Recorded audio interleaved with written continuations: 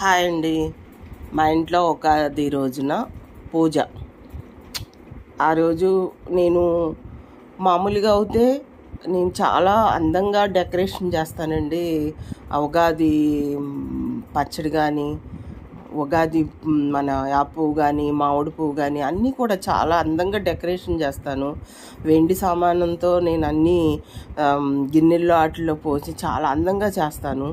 కానీ ఈ ఉగాదికి నాకు ఒక మార్నింగ్ నేను అందరికీ విషయం చెప్తుండగా మా ఫ్రెండ్ చనిపోయినట్టుగా నేను ఎఫ్బీలో చూశానండి. అసలు నా మనసంతా చాలా అదొక రకమైన ఇదైపోయింది.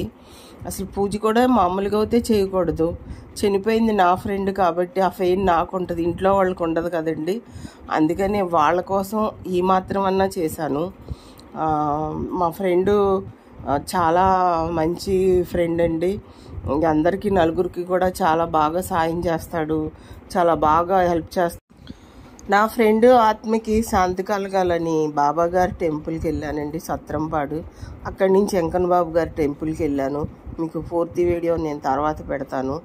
మా ఫ్రెండ్ వాళ్ళ అమ్మ అక్క కూడా కరోనా టైంలో చనిపోయారండి. అక్క చనిపోవటం వల్ల చాలా డిస్టర్బెన్స్ అయ్యాడంట. ఈరోజు తన కూతురు ఓణికి ఫంక్షన్ అద్భుతంగా చేస్తానని చెప్పేసి నాతో అప్పుడు అన్నారు 4 ఏళ్ల క్రితం. కూతురు ఓణికి ఫంక్షన్ కూడా చూసుకోకుండా తన భార్య అనాథ అయిపోయింది. ఈ రోజున చాలా బాధ.